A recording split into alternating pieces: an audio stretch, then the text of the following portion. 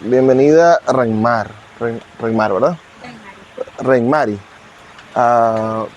Gildardo, mi querido Justino. Hoy les traje dos textos para debatir, son dos cartas. Interesantes las cartas donde los escritores dan consejos. Bueno, la primera no es una carta como tal, sino que son fragmentos de cartas. Se los pasé al grupo, está en mi página web. Y son los fragmentos que seleccionó Carlos Pacheco para el libro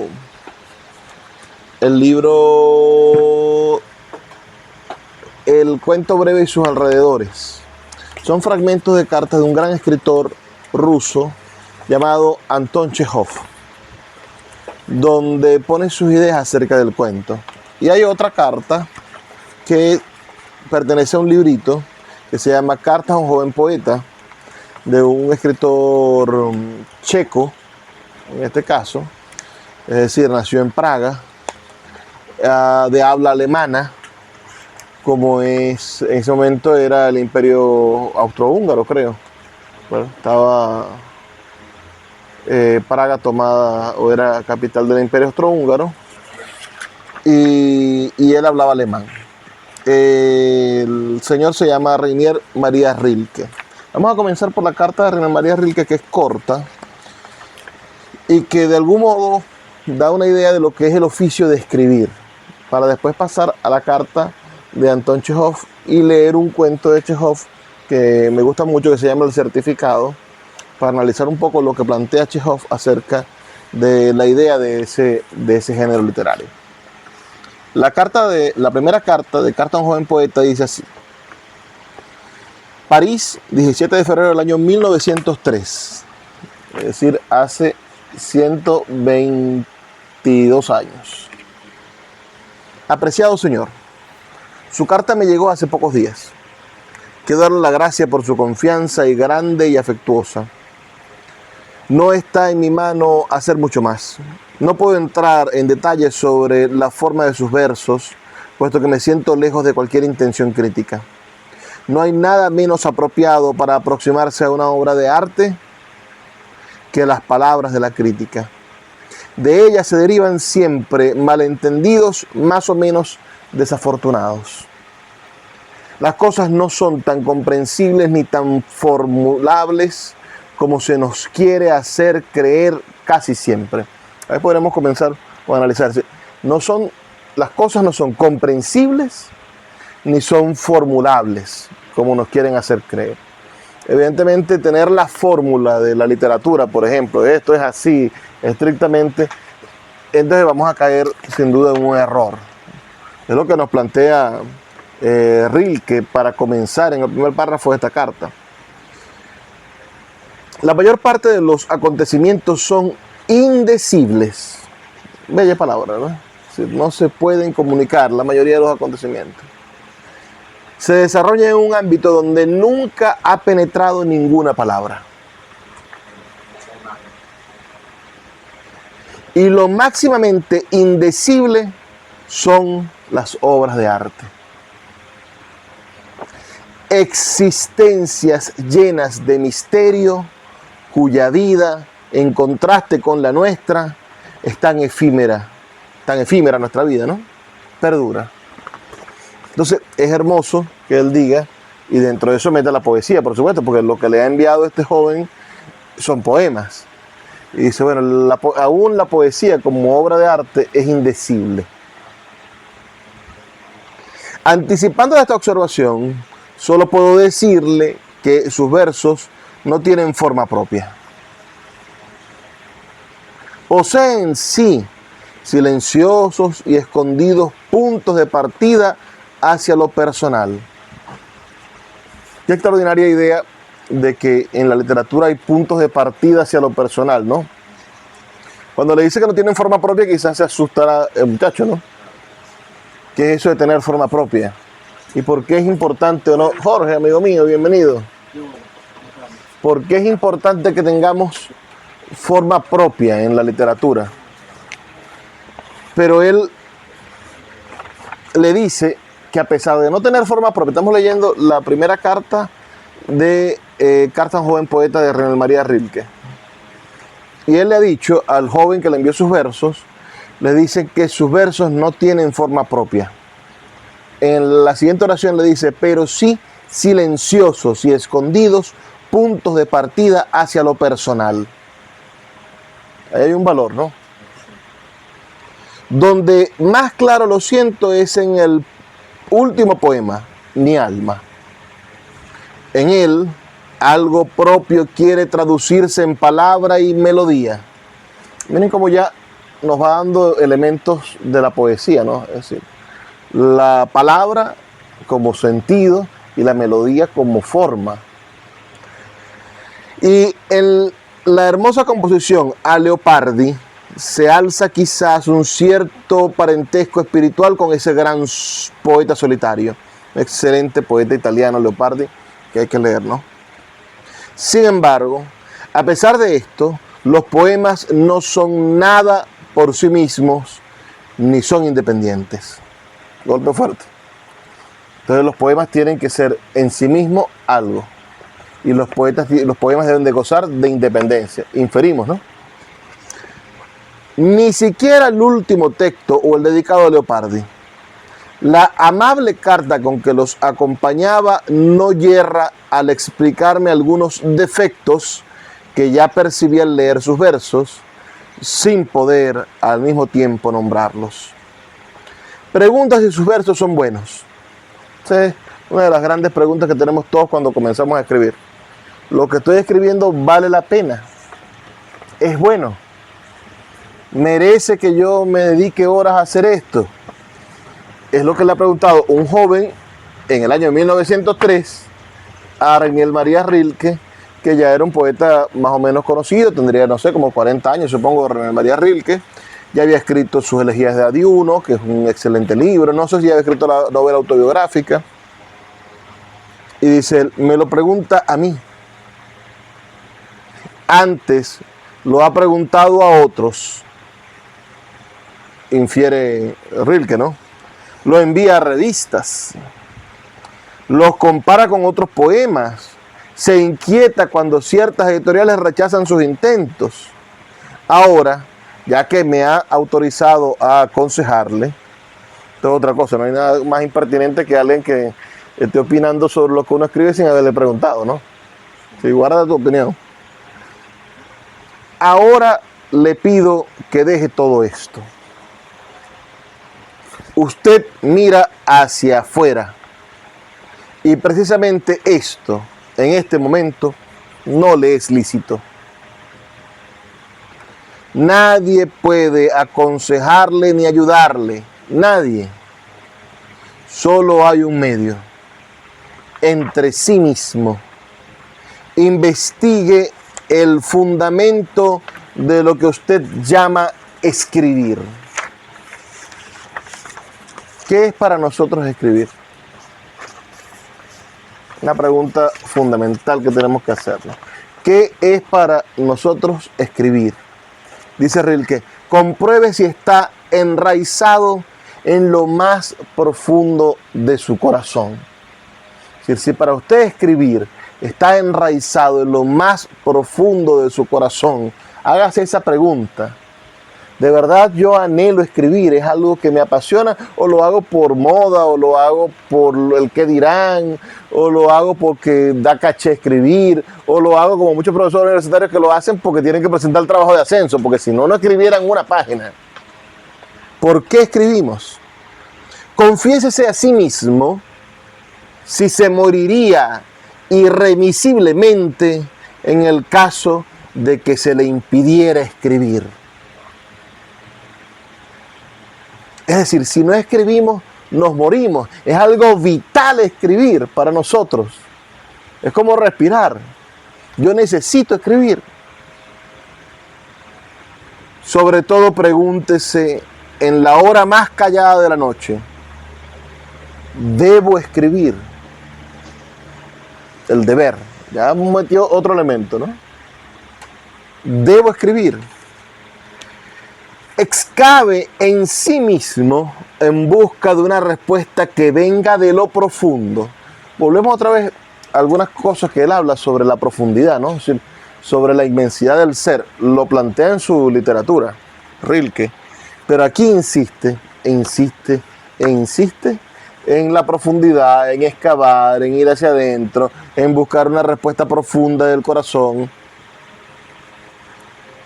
Y si de allí recibiera una respuesta afirmativa, si le fuera permitido responder a esta seria pregunta con un fuerte y sencillo debo, construya su vida en función de tal necesidad. Debo escribir. Entonces, construya su vida en función de esta necesidad. Es bastante arriesgado, porque cuando, este es un joven poeta, ¿no? Pero cuando a los 40 años nos decimos debo construir mi vida en torno a esta necesidad, porque me he hecho esta pregunta y la respuesta es debo escribir, quiere decir que tienes que desconstruir tu vida anterior. ¿Qué estás dispuesto a dejar para escribir? En ese caso es escribir como forma de ganarse la vida o como forma de poder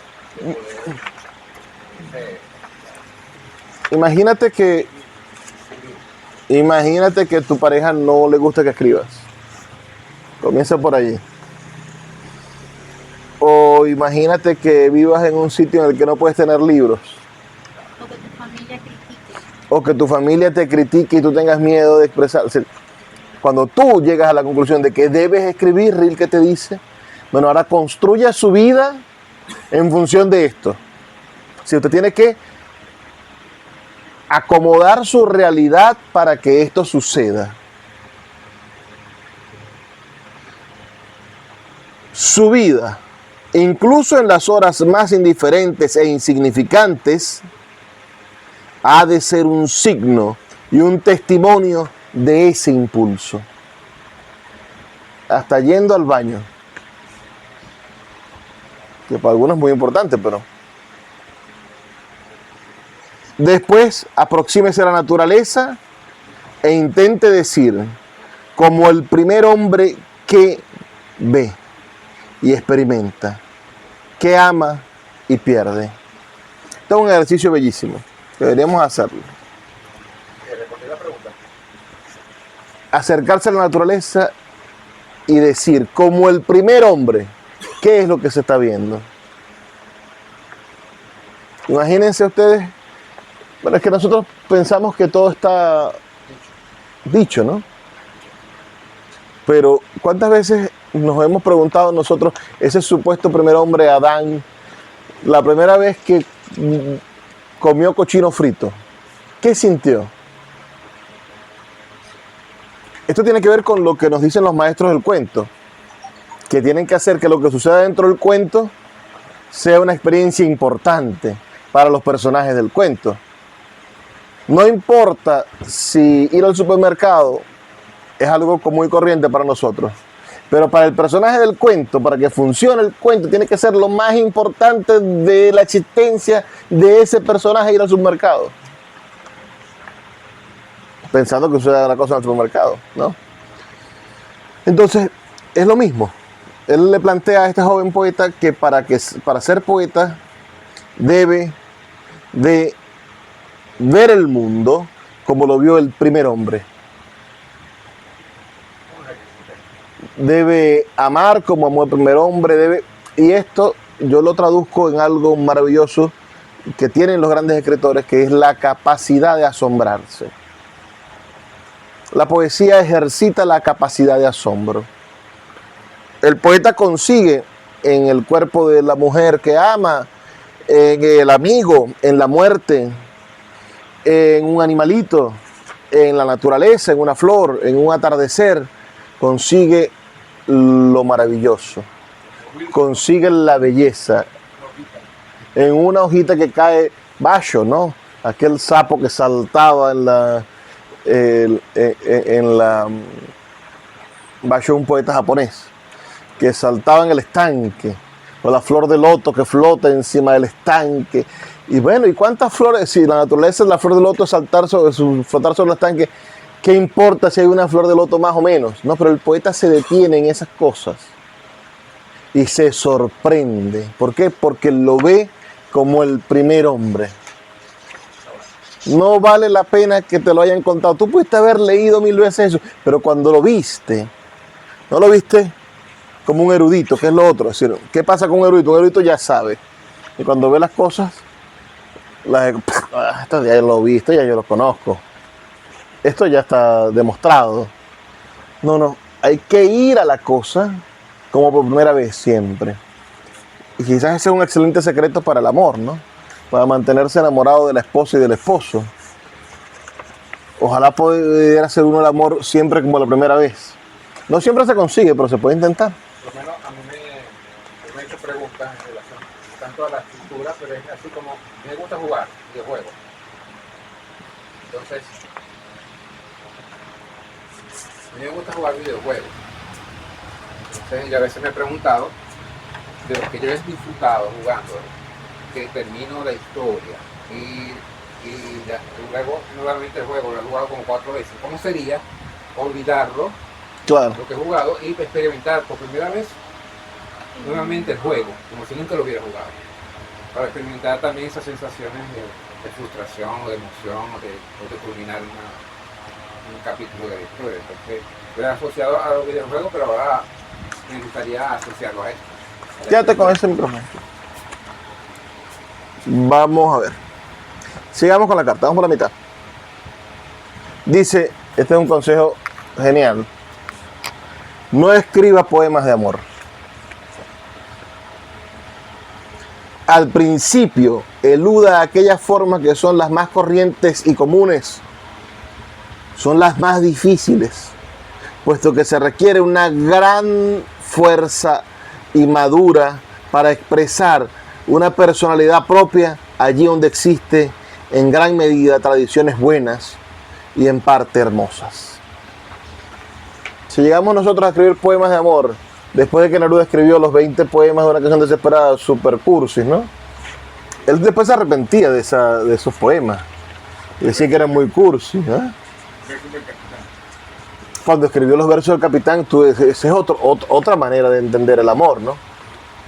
Pero ¿por qué fue tan cursi Neruda? Bueno, porque es que era su primer libro y porque se atrevió a escribir esas cosas. Pero ¿qué podemos hacer nosotros? Si vamos a escribir poemas de amor, vamos a terminar como el maravilloso poema ese de Fernando Pessoa, ¿no? Que dice, todas las cartas de amor son ridículas. Y todos aquellos que han escrito cartas de amor son seres ridículos. Pero hay algo más ridículo en el mundo. Aquellas personas que nunca se sintieron ridículas porque nunca escribieron cartas de amor ridículas. Ellos sí son ridículos, ¿no? Entonces, todos hemos escrito algún poemita de amor, ¿no? O hemos escrito alguna carta de amor cursi. O hemos dejado un mensaje en Messenger. Menos mal que el Messenger de Hotmail desapareció, ¿no? Porque ahí habían cosas indecibles, como dice Rilke. Bienvenida, pasa adelante. Bueno, iba a pedir que me regalan una llamadita. Voy a esperar a alguien aquí. Ah, imagínate. Ahorita estamos ocupados, tenemos una actividad. Ok, gracias. No escriba entonces poemas de amor. Al principio, eluda aquellas formas que son más corrientes y comunes. Son las más difíciles, puesto que se requiere una fuerza grande y madura para expresar una personalidad propia allí donde existen en gran medida tradiciones buenas y en parte hermosas. Aquí resaltemos eso de personalidad propia otra vez. Recuerden cómo comenzamos. Lo único que le vio bueno a los poemas es que tenía unos, dice, tiene silenciosos y escondidos puntos de partida hacia lo personal. Y después nos habla de personalidad propia en la poesía. Y en amor, bueno, es difícil desarrollar la personalidad. Sobre todo, a veces me ha tocado con jóvenes que vienen a los talleres y que no han... Ahora es más común que los jóvenes tengan amplia experiencia sexual, ¿no? Sobre todo pornográficamente hablando. Y uno lee sus poemas y uno dice, bueno, aquí falta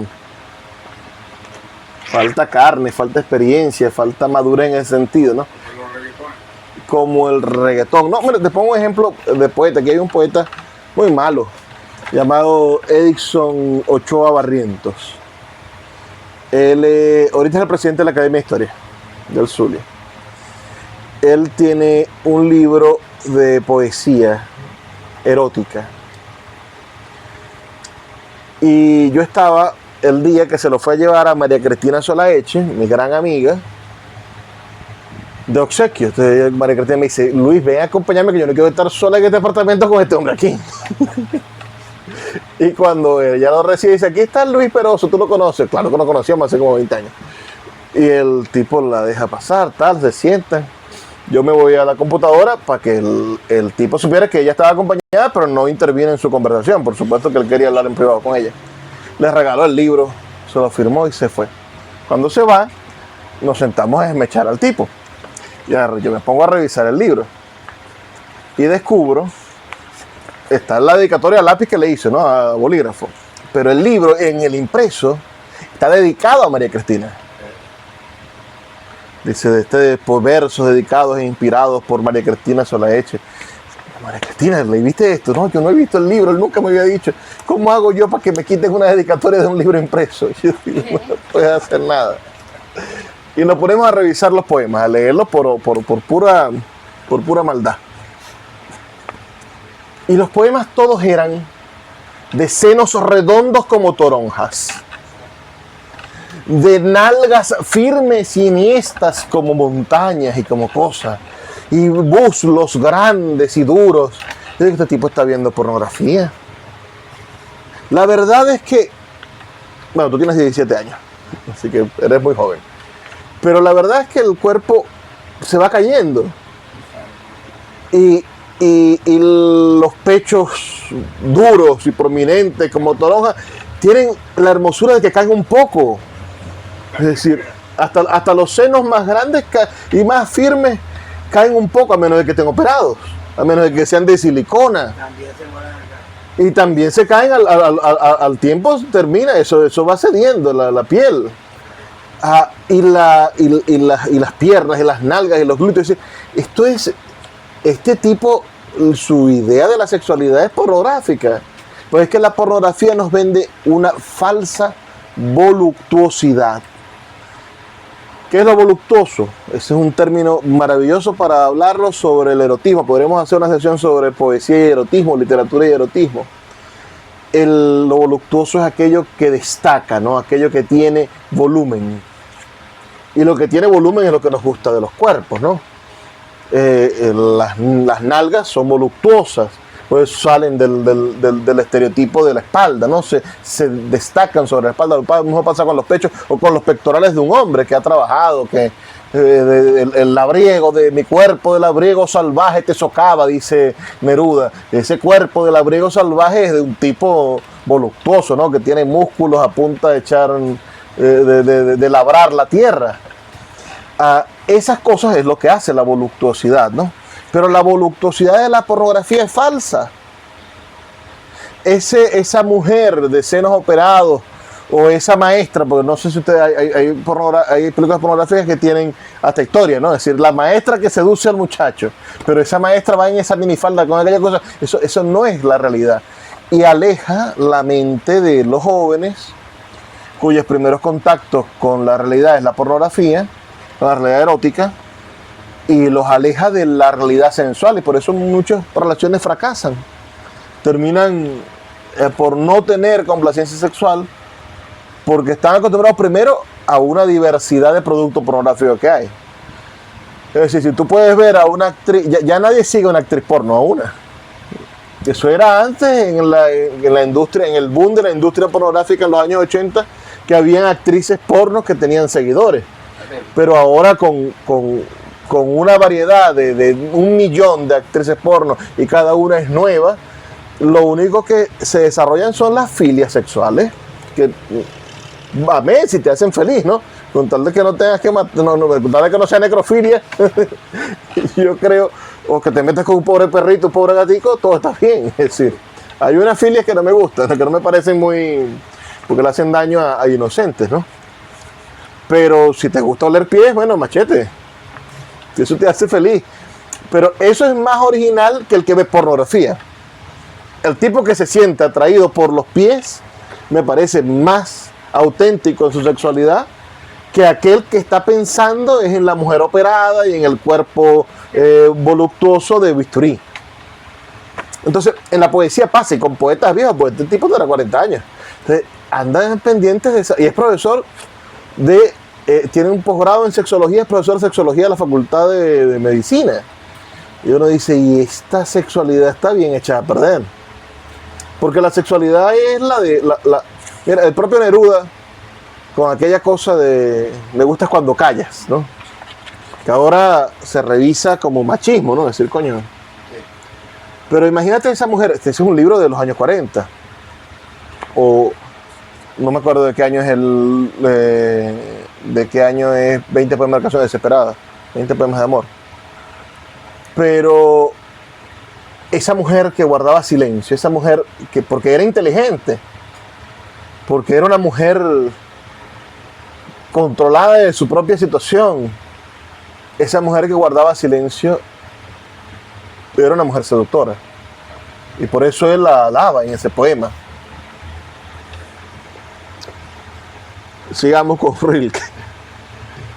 Por eso, póngase a salvo de todos los motivos generales y preste atención a lo que su propia cotidianidad le ofrece. Escriba sus tristezas y anhelos, los pensamientos fugaces y la fe en algo bello. Esto es una cosa hermosa, ¿no? La fe en algo bello. Descríbalo todo con sinceridad íntima, callada y humilde, y para expresarse sírvase de las cosas que le rodean, de las imágenes de sus sueños y de los objetos de sus recuerdos. Es una cosa que me choque más que un coño que vive en el Moján que está hablando de París. ¿Por qué? Porque nunca ha estado en París y cree que va a ser su literatura universal porque habla de París, en vez de hablar de los bellos atardeceres del Moján. El Moján es hermoso, los atardeceres son preciosos. En vez de detenerse a hablar por ejemplo, Rodolfo, que es de San Isidro, él tiene que destacar lo mejor de San Isidro, que no es el bus de la Concepción, por cierto. Creo que ese es de los peores. Pero también podrías hablar sobre el bus de la Concepción, que es terrible, ¿no? Yo he visto neoyorquinos echándole mierda al metro. Y nosotros, ¿por qué no le podemos echar vaina al bus de la Concepción, que es tan malo y tan terrible? El bus de la Concepción es ¿ustedes se acuerdan de la propaganda de Toddy? De la viejita que pasaba por los huecos en el jeep. Por eso se acuerda. Se había dañado la licuadora y había una cola de carajitos con una licuadora montándose en un jeep para que la viejita los pasaba por unos huecos para licuar la bebida chocolatada. Bueno, eso es lo que hace el bus de la Concepción. Pasa por todos los huecos indiscriminadamente y a toda velocidad. El mecánico detrás delantero de esos buses es un tipo admirable. Esto de los objetos de su recuerdo es maravilloso. Bueno, Sí. recuerda que en la primera sección que tuvimos, Trabajamos con la casa de la infancia. entonces yo creo que ese inicio fue interesante, fue maravilloso, porque nos hiciste volver a esos espacios, a esa Y aquí está en Rilke, ¿no? Además, las imágenes de los sueños es interesante, porque esto, 1903, es antes del surrealismo. Entonces ya está diciendo Rilke, si estás soñando algo que te ha cautivado y te despertaste con eso, escribe sobre esos sueños, ¿no? Sobre esa etapa onírica, que es tu mente también. Si su vida diaria le parece pobre, no se queje de ella. Quéjese de usted mismo. Dígase que aún no es lo bastante poeta como para convocar su riqueza, pues para el creador no existe pobreza ni lugar pobre o indiferente. Miren cómo Dostoyevsky sacó los hermanos Karamazov y el jugador de esa estancia en en la cárcel en Siberia, ¿no? Lo que tenemos que tener la capacidad de transformar la realidad en la que vivimos. Y si usted estuviera encerrado en una prisión, bueno, y sus muros no dejaran llegar a sus sentidos ningún rumor venido de afuera, ¿no seguiría teniendo su infancia? Esa riqueza deliciosa y regia, ese lugar mágico de los recuerdos. Así usted esté preso, le queda la infancia. Dirija hacia allí su atención. Intente desenterrar las sensaciones sumergidas en el pasado lejano. Su personalidad se fortalecerá. Su soledad se hará más grande hasta convertirse en una estancia en penumbra donde el estrépito de los otros pasará de largo a lo lejos. Qué maravilla la prosa de Rilke, ¿no? Y si de ese retorno hacia adentro, de esa inmersión en su propio mundo, surgen versos, no se le ocurrirá preguntar a nadie si son buenos o no. Es decir, si usted ya habló del juguete de su infancia, de su primer amor, de la caricia de su madre, y a usted le gusta eso que escribió porque habló sobre la caricia de su madre cuando usted era un niño, o de una tía o de una abuela, ¿qué me importa a mí si al director del taller le gusta o no el poema? O le gusta a fulano de tal, si le gusta. No, para mí esto es un tesoro. Preocúpate cuando no te gusta a ti mismo. Es lo que le está diciendo en el fondo Rilke. Y dice, cuando usted consiga esas cosas, ya no le importa preguntarle a nadie si son buenos o no. Tampoco intentará interesar a las revistas, pues verá en ese trabajo su propiedad amada y natural, un fragmento y una voz de su vida. No andará usted exponiendo, no, esta es mi verdad tan mía que me da vergüenza estarla exhibiendo por allí, estarla, no es una palabra que se está puteando, ¿no? Por allí. Como la casa de uno. Sí, ¿para qué quiero yo que todo el mundo vea la casa que tengo? Que el día que esa gente que se la pasa mostrando la casa por Instagram, yo digo, a esta gente no le gusta vivir donde vive. No tiene su... Las abuelas tenían un cuarto en el que nadie entraba, donde ya tenían sus santos. No le gustaba que nadie estuviera entrando al cuarto de los santos de ellos. La casa era una casa de 10 cuartos, de la casa de la abuela, pero ella tenía el cuartico de los santos de ella, donde ella ponía sus ánimas, sus velas a las ánimas. Ese es el lugar importante de la casa. La casa era ese cuartico. Una obra de arte es buena cuando surge de la necesidad. Esa es otra frase para tatuársela, ¿no? Una obra de arte es buena cuando surge de la necesidad. No es de la necesidad de que voy a terminar esta obra para enviarla al concurso. Esa no es la necesidad. Sino es de una necesidad ontológica. Es decir, una necesidad de adentro. En esta cualidad de su origen reside su juicio crítico. No existe otro. Por eso, mi muy apreciado señor, no sé darle otro consejo. Camine hacia sí mismo y examine las profundidades en que se origina su vida. En su fuente encontrará la respuesta a la pregunta de si debe crear. Acéptela tal como venga, sin interpretarla. Quizás surja la evidencia de que usted está llamado a ser artista. De ser así, acepte ese destino y sopórtelo con toda su carga y grandeza, sin esperar recompensa que pueda venir de fuera. El creador ha de ser un mundo para sí, y lo ha de encontrar todo en sí mismo y en la naturaleza con la que se ha fundido. Pero quizás, tras ese descenso a sí mismo y a su soledad, deba usted renunciar a ser poeta. Basta con que sienta, como le he dicho, que podría vivir sin escribir para que ya no le sea permitido en absoluto hacerlo. Ah, yo puedo vivir sin escribir. Ya, ¿para qué? Ya solamente si usted dice, yo puedo vivir sin escribir, esa sola duda que esté resuelta, dedíquese a hacer otra cosa. Pero también, en este recogimiento que le he brindado, no habrá sido en balde. Sea lo que sea su vida, a partir de aquí acertará a encontrar sus propios caminos. Y yo le deseo, más allá de lo que le puedo expresar, que sean propios, ricos y amplios esos caminos. ¿Qué más le puedo decir? Me parece que los acentos están donde deben estar. Finalmente, querría también aconsejarle que a través de su desarrollo, su crecimiento sea serio y callado. Nada puede estorbarlo con mayor violencia que mirar hacia afuera y de allí esperar una respuesta a preguntas que quizás solo su más íntimo sentimiento, en los momentos más silenciosos, pueda acaso responder. Esto es, claro, no existían los talleres literarios en ese entonces. Me alegro mucho encontrar en su escrito el nombre del profesor José, así, le devuelvo los versos que usted tan amistosamente me ha confiado, le doy las gracias, tal, y termina con esto.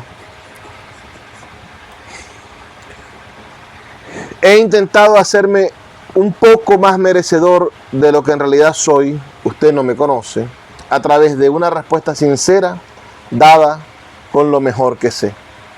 Con toda lealtad y simpatía, Rainier María Rilke. Ahora les voy a leer los fragmentos de las cartas de Chejov. A Alexander Chejov, abril de 1883. Insistes en llenar tus relatos de tonterías insignificantes, a pesar de que no eres un escritor subjetivo por naturaleza. En ti, ese es un rasgo adquirido. Abandonar esta subjetividad es tan fácil como beber un trago. Uno solo tiene que ser más honesto, abrirse y exponerse en cualquier parte, no invadir ni atropellar al héroe de su propio relato, renunciar a uno mismo, aunque sea por media hora. Miren el camino contrario, ¿no? Este le habla un poeta y aquí habla un cuentista. Para escribir un cuento, él le dice en 1883 que tiene que ser menos subjetivo y que tiene que esforzarse por dejar de ser uno mismo media hora para escribir el relato. Tienes un cuento donde una joven pareja recién casados se besan durante toda la comida, sufre sin causa, llora mares de lágrimas, ni una palabra sensata, nada más que sentimentalidad. Quiere decir que no escribiste para el lector. Escribiste porque a ti te gusta ese tipo de chismes. Pero supongamos que tuvieras que describir la cena. Cómo comieron, qué comieron, cómo es la cocinera. Cuán insípido es tu héroe. Cuán contento con su fácil felicidad. Cuán insípida es tu heroína. Cuán divertido su amor por este satisfecho y sobrealimentado bebé ganso. A todos nos gusta ver gente contenta y feliz, ¿verdad?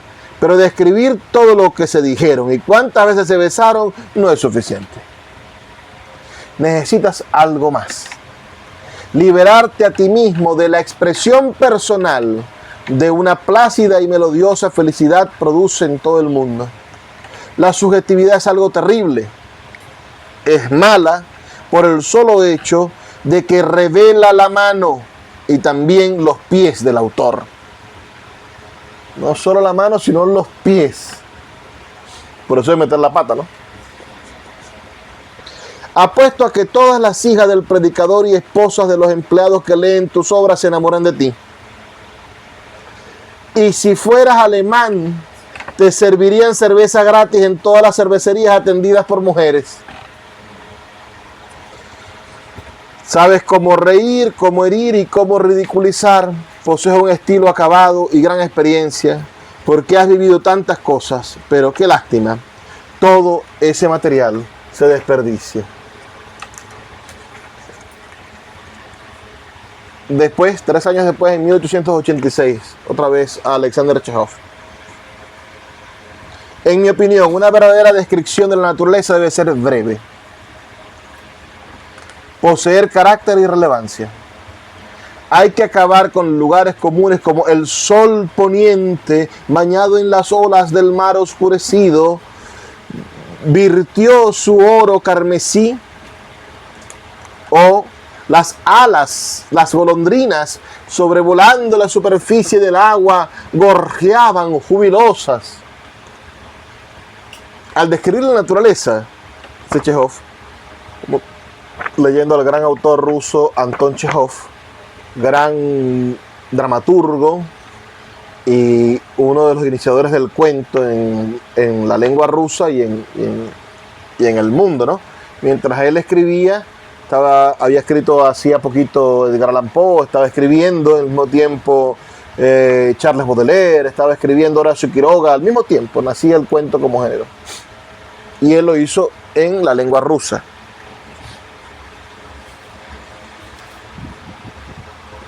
Al describir la naturaleza uno debe atrapar pequeños detalles, arreglándolos de tal manera que con los ojos cerrados se obtenga en la mente una imagen clara. Por ejemplo, si quieres lograr el efecto total de una clara noche de luna, escribe: un trozo de cristal de una botella rota brillaba como una pequeña estrella en el estanque del molino, mientras la sombra oscura de un perro o un lobo pasó bruscamente como una pelota. Y así sucesivamente. No tuvo que decir la luna estaba grande en la cosa, es decir, se veía la sombra del perro en la noche. Cuando tú de noche ves la sombra del perro es porque hay una luna brillante. La naturaleza cobrará vida si no temes comparar sus fenómenos con acciones humanas ordinarias. En la esfera de lo psicológico, los detalles son también la clave. Dios nos libre de lugares comunes. Primero que nada, evita describir el estado interior del héroe. Tienes que tratar de que se aclare a partir de sus acciones. No es necesario retratar demasiados personajes. El centro de la gravedad debe estar en 2 personas, él y ella. Te escribo esto como lector que tiene un gusto definido. También para que tú, al escribir, no te sientas solo. Es duro estar solo en el trabajo. Es mejor recibir un comentario crítico pobre que no recibir ninguno en absoluto. ¿No es verdad? Esto es A y L. Shedlow, el 22 de enero de 1888. No debes dar al lector ninguna oportunidad de recuperarse. Tienes que mantenerlo siempre en suspenso. Estos comentarios no serían aplicables si Miñón fuera una novela. Imagino que se está refiriendo al texto que le está comentando al señor. Las obras largas y detallistas tienen sus propios fines particulares, que por supuesto requieren la ejecución más cuidadosa. Pero en los cuentos es mejor no decir suficiente para decir demasiado. ¿Por qué? No sé por qué. 9 de abril de 1888, una carta a A.B.G. Korolenko. Le estoy enviando este cuento sobre el suicidio. Yo lo leo y no encuentro en él nada que pudiera interesarle. Es una obra pobre.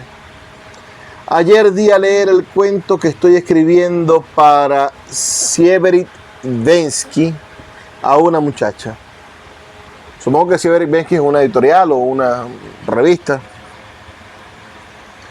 Lo leyó y me dijo: oh, qué aburrido. Eso es realmente aburrido. He tratado por todos los medios de darle vida.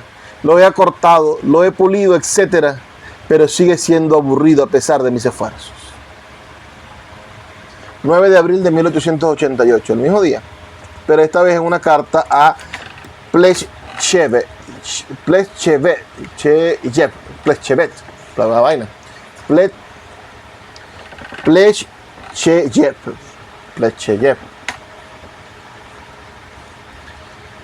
He venido trabajando por largo tiempo en un cuento para el Severnivensky, ¿no?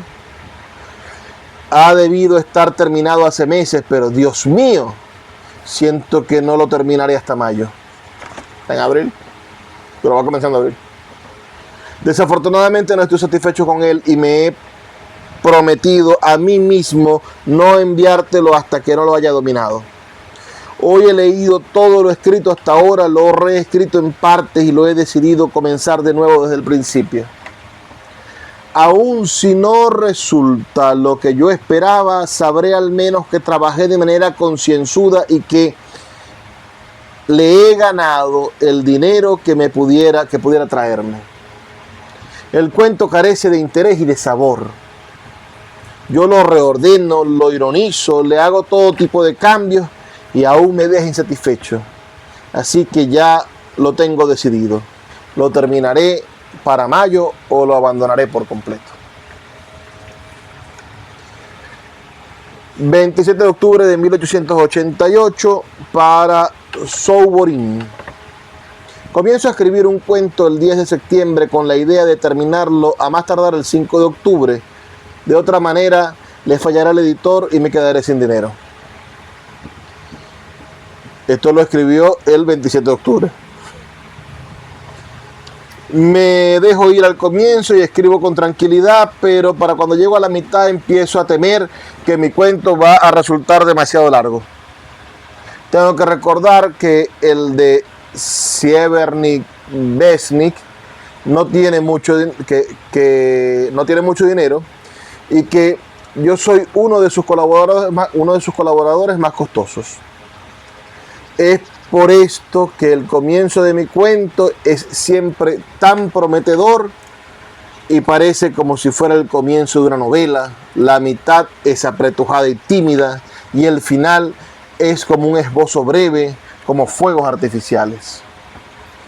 Así que al planear un cuento uno tiende a pensar primero sobre su marco, una multitud de protagonistas y personajes secundarios. Uno elige solo una persona, esposa o esposo, los pone sobre el lienzo y lo pinta solo, haciéndolo sobresalir, mientras distribuye a los otros sobre el lienzo como centavitos sueltos. Y el resultado es algo así como el firmamento, una gran luna rodeada de muchas estrellas pequeñas. Pero esta luna no resulta adecuada porque no puede ser entendida si las estrellas son también inteligibles. Pero las estrellas no están suficientemente trabajadas. Así que lo que produzco no es literatura, sino algo así como los parches del abrigo de Trishka, un personaje de un cuento. ¿Qué debo hacer? No sé. Confiaré en el tiempo que todo lo cura. A la misma persona, pero el 1 de abril de 1890. Me atacas por mi objetividad, llamándola indiferencia al bien y el mal, carencia de ideales y de ideas, y así por el estilo. Quisieras que alrededor de unos ladrones de caballos yo dijera, robar caballos está mal. Pero eso se ha sabido desde hace siglos sin que yo lo dijera. Dejemos que sea el jurado quien lo juzgue. Yo simplemente me ocupo de mostrar qué tipo de gente son. Y digo al lector, está usted tratando con ladrones de caballos, así que permítame decirle que no se trata de limoneros, sino de personas fuertes y bien alimentadas que rinden culto al robo, para quienes el robo de caballos no es un simple hurto, sino una pasión, etc. Por supuesto que sería agradable combinar a veces el arte con la prédica, pero para mí personalmente es extremadamente difícil, casi imposible, a causa de las imposiciones técnicas. Mira, para describir una banda de cuatreros en 700 líneas, Yo tengo que pensar y hablar todo el tiempo como ellos, sentir con sus sentimientos. De otro modo, si permito que se introduzca mi subjetividad, la imagen se desdibujará y el cuento no será ya tan compacto como todo cuento debe ser. Cuando escribo, me apoyo enteramente sobre la capacidad del lector para añadir por sí mismo los elementos subjetivos de que carece el cuento. Qué maravillosa explicación para lo que es el principio de la subjetividad, ¿no? Para Alexander Chejov, de nuevo, pero en esta oportunidad el 9 de junio de 1892. Te devuelvo tu manuscrito. Pon tus talentos a trabajar y cambia el título del cuento. Abrevia, hermano, abrevia. Comienza por la segunda página. El cliente de la tienda no desempeña ningún papel en la historia. Entonces, ¿por qué concederle una página entera? Recorta el cuento a la mitad de su extensión actual. Este es para AEMSH, del 17 de noviembre de 1895. He leído su cuento con gran placer. Su mano está adquiriendo firmeza y su estilo está mejorando. Me gusta todo en el cuento, a excepción del final, donde me parece que falta fuerza. Pero es un asunto de gusto y no tan importante. Si uno va a hablar de fallas, no debe limitarse a los detalles. Usted como escritor tiene un defecto y uno verdaderamente grave. En mi opinión es este. Usted no corrige ni elabora sus obras y por eso resultan con frecuencia adornadas y sobrecargadas. Sus obras carecen de la condensación que da vida a las cosas breves.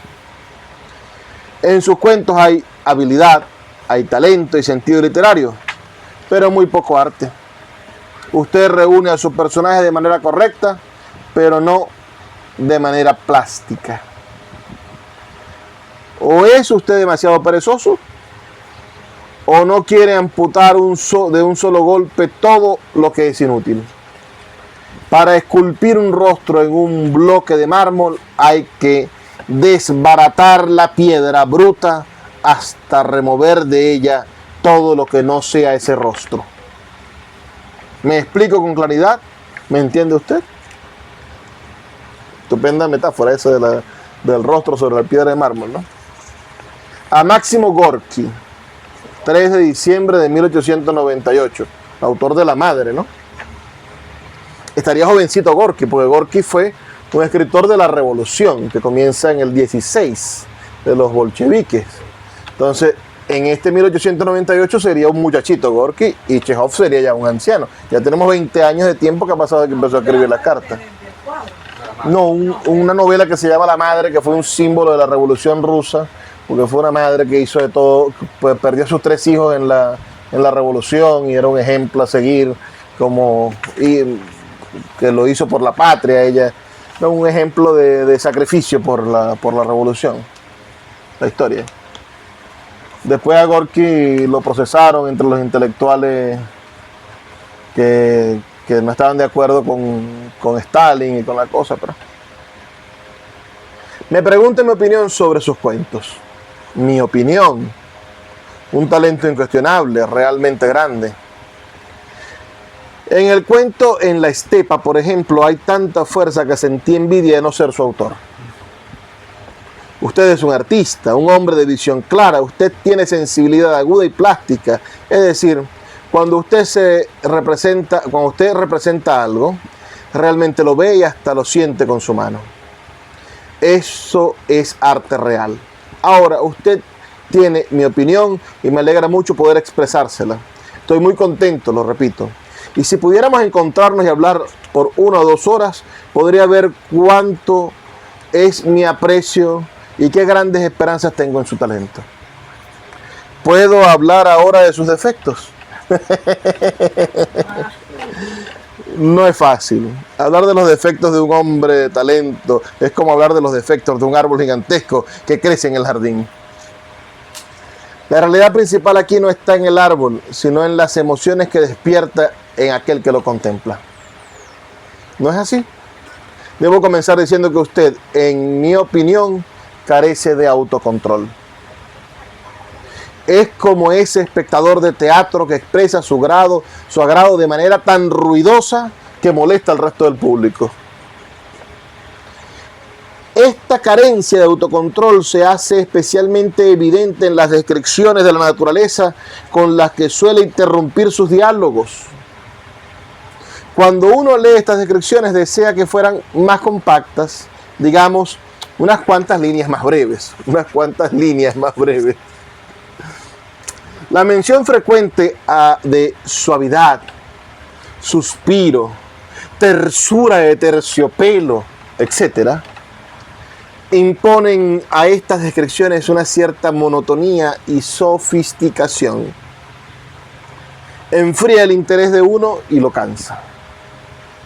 La falta de autocontrol también se percibe en los retratos de mujeres y en las escenas de amor.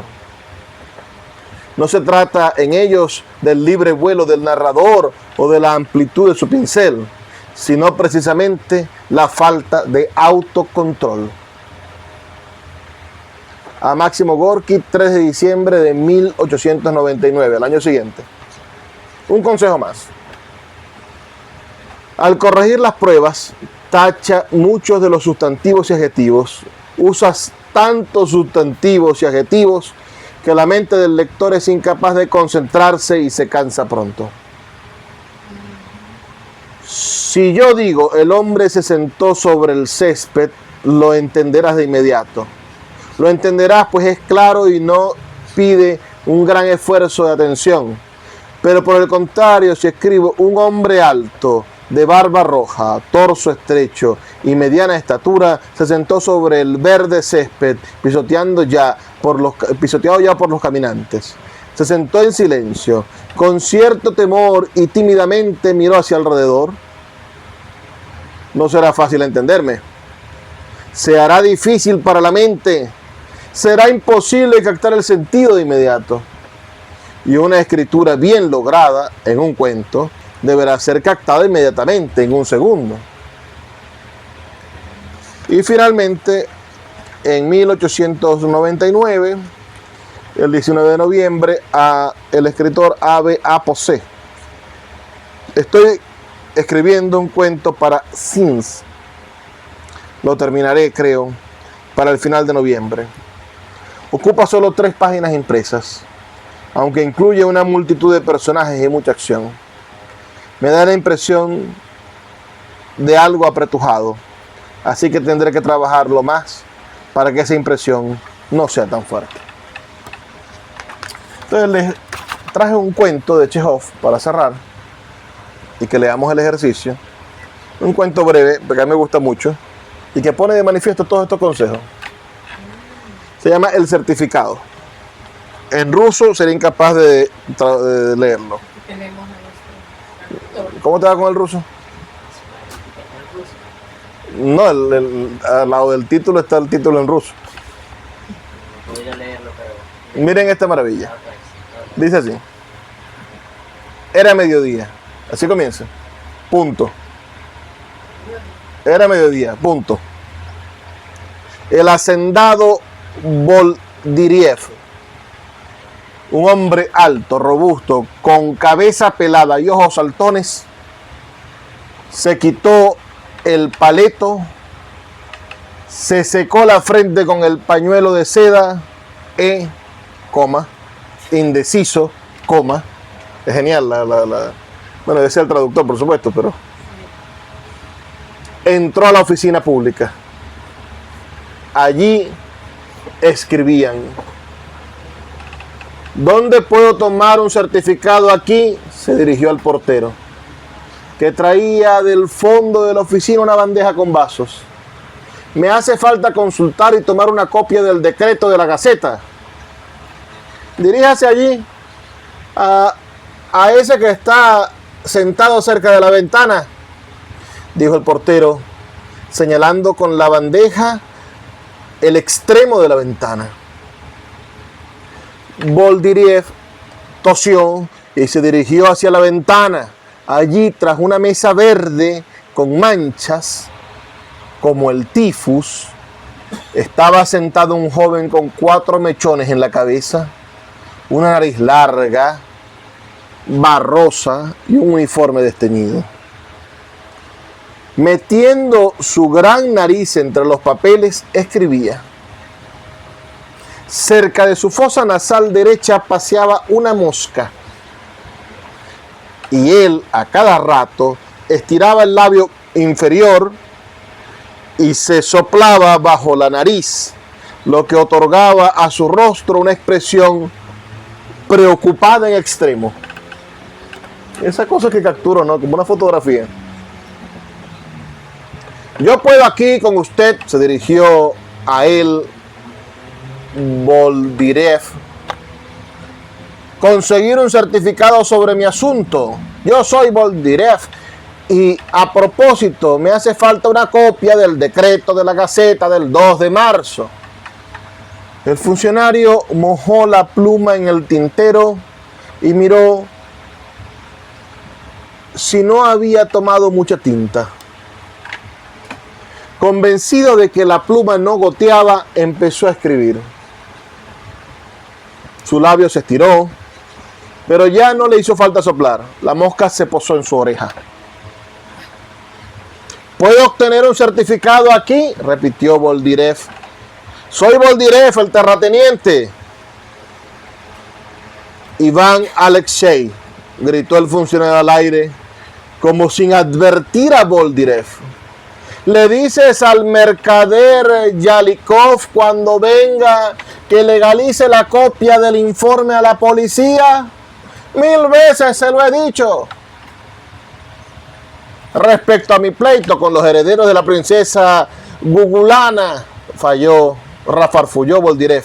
Un asunto conocido, le ruego encarecidamente, ocúpese de mí. Siempre sin advertir a Boldirev, el funcionario atrapó la mosca en su labio, la miró con atención y la tiró. El hacendado tosió, se sonó la nariz con su pañuelo a cuadros ruidosamente, pero eso no ayudó. Siguieron sin escucharlo. El silencio se prolongó unos 2 minutos. Boldirev sacó del bolsillo un billete de rublo y lo puso delante del funcionario sobre el libro abierto. El funcionario arrugó la frente, trajo hacia sí el libro y con un rostro preocupado lo cerró. Un certificado pequeño. Yo solo quisiera saber sobre los fundamentos de los herederos de la princesa. ¿Lo puedo molestar un poco? Y el funcionario, ocupado en sus ideas, se levantó y rascándose el codo, fue por algo al armario. Tras regresar un minuto a su mesa, se ocupó de nuevo del libro. Sobre este yacía el rublo. Lo voy a molestar solo un minuto. Hacer el certificado solamente. El funcionario no escuchaba. Empezó a copiar algo. Boldirev frunció el ceño y echó una mirada sin esperanza a toda la hermandad escribiente. Escriben, pensó suspirando, escriben para que el diablo se los lleve del todo.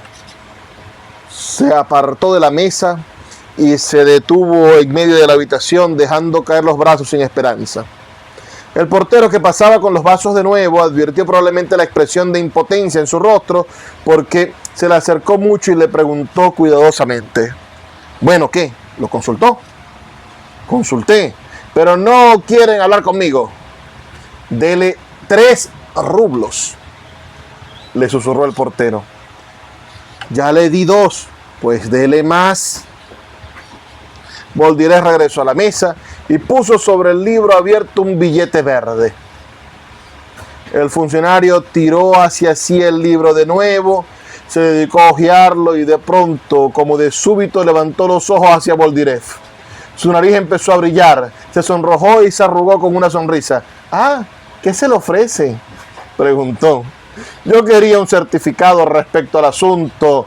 Yo soy Boldirev. Mucho gusto, por el asunto de la princesa». «Muy bien. Y entonces, ¿qué? Hablando con propiedad». Boldirev expuso su petición. El funcionario revivió como si todo hubiera agarrado un remolino. entregó el certificado, dispuso que le hicieran una copia, le dio una silla al solicitante y todo eso en un segundo. Incluso habló un poco del tiempo y le preguntó sobre la cosecha. Y cuando Boldiré se fue, lo acompañó por la escalera hasta abajo, sonriendo con afabilidad y respeto y haciendo ver que estaba dispuesto a cada instante a postrarse ante el solicitante. Boldiré sintió algo de embarazo y, obedeciendo a cierto impulso interior, sacó del bolsillo un rublo y se lo dio al funcionario.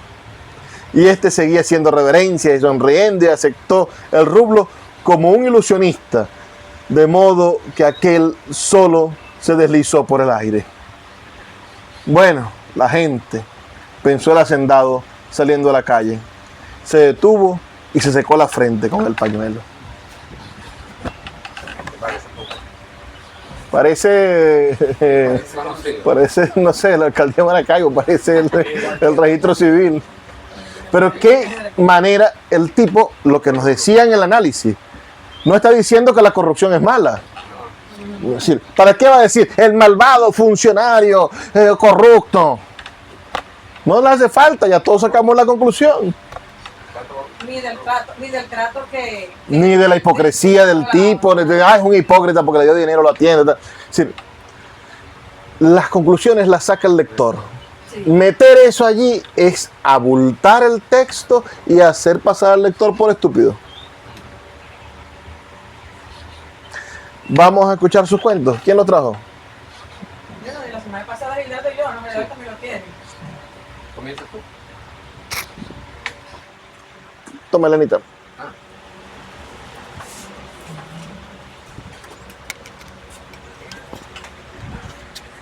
Y si hablamos primero de la tarea, no después.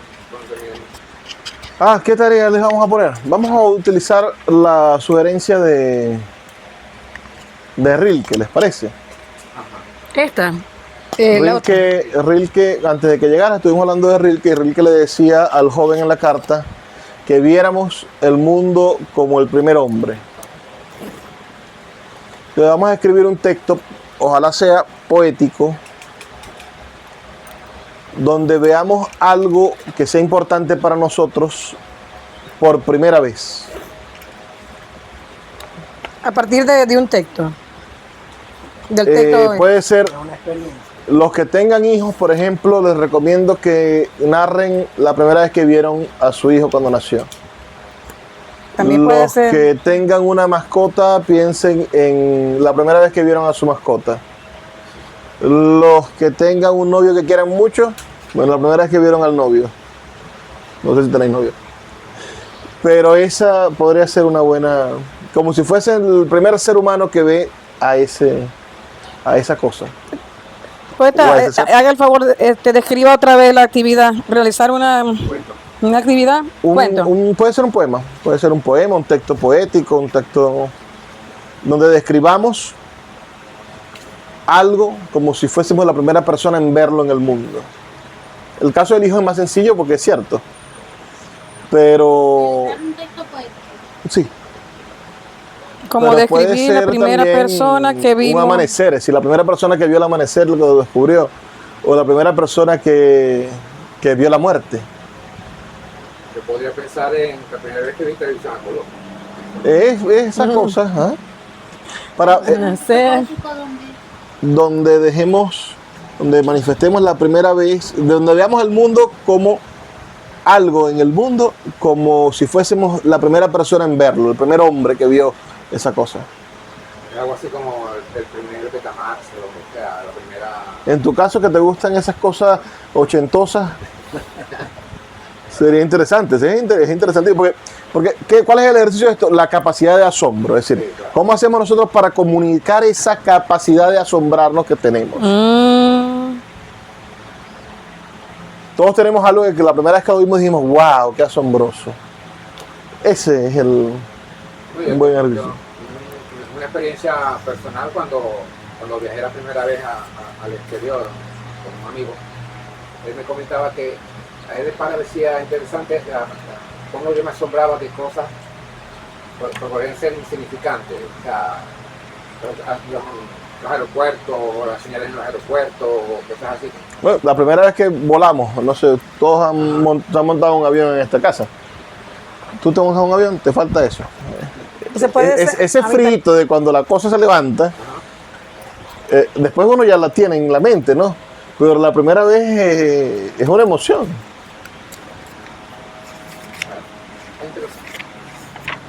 Ah, vamos a escuchar a Elenita. Me coloqué así para que no salga mucho el defecto del lente. Acércaselo a Elenita. Rodolfo, el camarógrafo.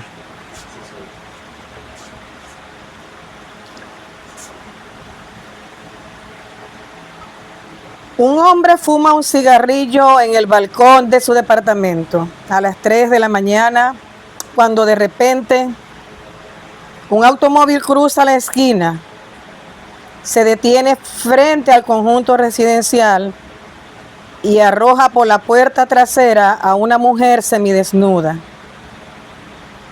Esta vez no me atrevo a ir y tomar cada colilla que aquel hombre arroja después de trasnoche compartir su silencio con aquel cigarrillo. Mas hoy lo noto inquieto, vacilante, como si el quedarse pasmado ante aquella escena le hace olvidar que debe deshacerse de la colilla de este cigarrillo.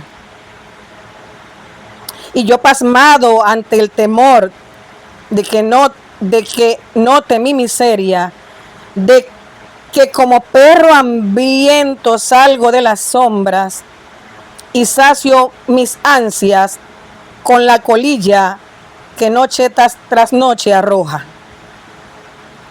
¿Qué contiene esta?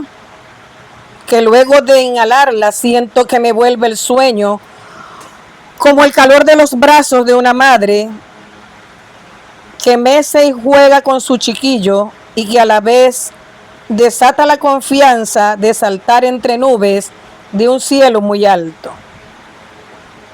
Parece que se decide a bajar de aquel balcón. ¿Querrá venir y prestar ayuda a la desvalida mujer? O quizás cerrará sus puertas ignorando, puede ser el Salvador que llega a tiempo antes que llegue el día y todos se espanten de la desafortunada. En cualquiera de ambos casos necesito que arroje la colilla del cigarrillo. En ambos casos me daría tiempo de ir y tomarla. No quiero vuelva mi desdicha.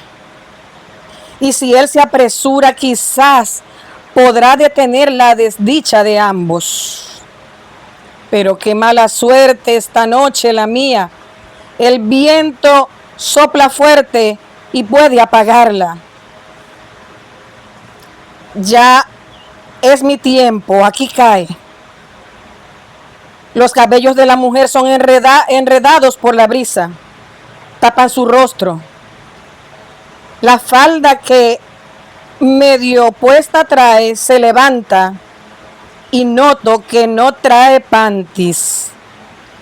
Pero mis infortunios me dieron el forzoso celibato y no hay mayor pasión para mí que saciarme de las migajas de otro. Maldita sea, la colilla rodó hasta los labios que besan el piso donde reposa el rostro desconocido de esta mujer. Si la tomo y toco por si quisiera alguna parte de su cuerpo, no quisiera dejar mis huellas. Ahora en sus labios son las que dejan las huellas en esta colilla. Parece que él me está dando tiempo de aclarar mis indecisiones. No se asoma de nuevo al balcón. No se siente sus pasos bajando. No se abre la puerta de abajo. Solo sé que cada colilla que tras noches tomo me alcanza el sueño que cada día anhelo y ansío. Perdón, señorita, esto es más fuerte que yo. La tomo y sus labios rozan las yemas de mis dedos. Inhalo y sacio entrando en desatino. Corro de nuevo a aquel rincón donde la oscuridad me presta ojos de gato. Una vez más despierto con la gratificante serenidad de la colilla que me trae cada noche. Pero esta vez me premia con un suave colchón que tiene vista a aquel balcón donde soy yo quien ahora puede asomarse. Abajo no hay mujer alguna tendida en el suelo. Solo soy yo aquí arriba, semidesnuda y con una caja completa de unos extraños cigarrillos, todos con un toque de color rojo fuego y como con un sello de semilunas.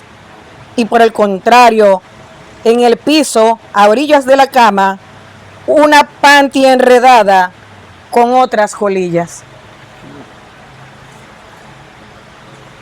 Mira, hay cosas que me gustaron mucho. Me gustó mucho esa escena donde mantuviste la atención de ya no está en el balcón, no se escuchan los pasos bajando las escaleras y no está abriendo la puerta. Das la atención de que lo estuviera haciendo diciendo que no lo iba a hacer. Qué bueno estuvo eso. No me queda claro si es un sueño de la mujer y se despierta con los cigarros, pero también ese ser especie de boyerista, ¿no? Que ve al otro fumar y que le consume las colillas, es un personaje sumamente atractivo e interesante. Creo que es un salto muy bueno y es una buena versión de este ejercicio tan raro y que me ha sorprendido tantas veces este ejercicio. Gracias, pues. ¿Alguien más tiene algo que decir? La idea aquí, la dinámica es escuchar a los compañeros y dar comentarios sobre lo que escuchamos. Ajá, César, que tenía días que no lo veíamos. Elena, te presento a Reymar. Hola, Reymari. Mucho gusto. Elena. Reymar es menor de edad, así que todo lo que digan aquí. Qué bueno que nos visita y esperamos seguirla ¿Y la señora del viendo taxi? continuamente. Hoy se me olvidó decirle que yo venía para acá. Ay, te caramba, me perdí el taxi, sí, es verdad. Menos mal que no tiene internet la señora, porque si no, no escucha con Ay, esto. Dios mío. ¿Semana que viene? La semana que viene. Vamos a enfocar ahí a nuestro amigo Gildardo. Sabes que esta es la primera entrega, ¿no? No el tiempo es terminarlo. Es como un folletín. Ajá, comienzo con el siguiente epígrafe. Y lo que me hace levantarme por las mañanas sigue siendo la espera de lo que está por llegar y no se anuncia. Es la espera de lo inesperado y no ceso de fantasear con lo que ha de venir. Esto es de Javier Marías, escritor español. Un hombre fuma un cigarrillo en el balcón de su departamento a las 3 de la mañana cuando de repente un automóvil cruza la esquina. Se detiene frente al conjunto residencial y arroja por la puerta trasera a una mujer semidesnuda. La escena, con pretensiones de cine noir y existencialista. Una calle apenas iluminada, luces feneciendo por la burocracia estatal y la indiferencia ciudadana y un hombre solitario fumando un cigarrillo barato. Un hombre solitario en el balcón, que ya no recuerda cuándo fue que llevó a alguien a su cama y ya no parece importarle.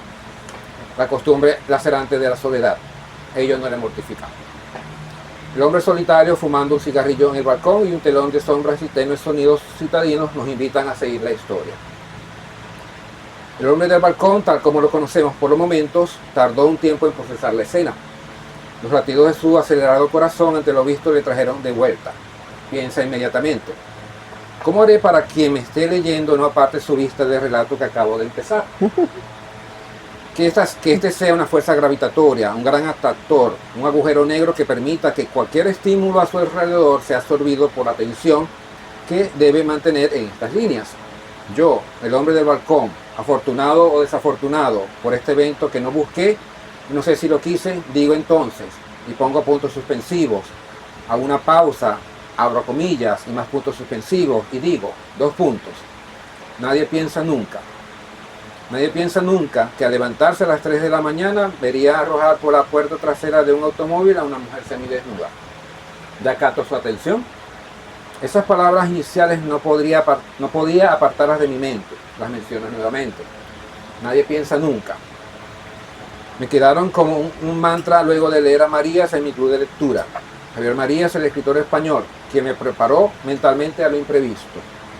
Y es que díganme ustedes, ¿acaso lo estamos de alguna manera? ¿Acaso uno está realmente preparado para la crudeza de la realidad? ¿Estamos preparados para sus cachetadas que no buscamos y mucho menos queremos y disfrutamos? Esa realidad cual fe fatal que te hipnotiza y te desecha como trapo de cocina. Y no estoy haciendo algo dramático o exagerado de la nada. No. Podría preguntarme, ¿qué hago? El tiempo se dilató. El tiempo es relativo mientras calculo, mientras cabilo, puedo hacerme infinitas preguntas. Se me abre un abismo de posibilidades. ¿Qué debía hacer? ¿Cruzar el Rubicón? ¿Jugar las barajas que el destino repartió? ¿Bajar y socorrer a la mujer? ¿Llamar a la policía? ¿O simplemente observar? Observar como un voyeur accidental el drama que se desarrollaba ante mis ojos. Sacar el celular y grabar esta escena azarosa para aumentar los seguidores y los likes de mis redes sociales. Disfrutar los 5 minutos de fama que podría depararme en TikTok. Cada una de estas preguntas son hilos para tejer la trama. Yo como Teseo entraré al laberinto de esta historia, enfrentaré al Minotauro, pero no sé si saldré indemne. Muy bien. Ahí quedó. O sea, todavía no sabemos qué va a hacer. No, yo pensaba terminarlo la semana próxima porque pensaba que hoy no había clase. Entonces pensé que él bajaba a la escena, pero no estaba la mujer, sino que consiguió donde estaba la mujer una figura de origami en papel y lo recogió y bueno, no sé qué iba a pasar después. Muy bien. ¿Cómo estás, Jorge? Teníamos días que no te veía. ¿Estabas enfermo o algo así? Estaba en Caracas. ¿Pero estás bien? Sí. Nos gusta, esa es una buena noticia. Espero. Sí, te ves rozagado, o sea, rozagante, perdón. Justino, no traes tarea nunca. No traje, todavía no. Y Rodolfo no se anima a mostrar todas las páginas que escribe. Luis, Todavía dos que todavía no, todavía no. pero pronto sí.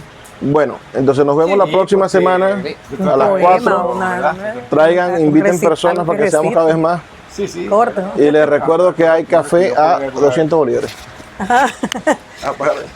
Pero usted usa el pagamóvil, ¿no? Pagomóvil.eb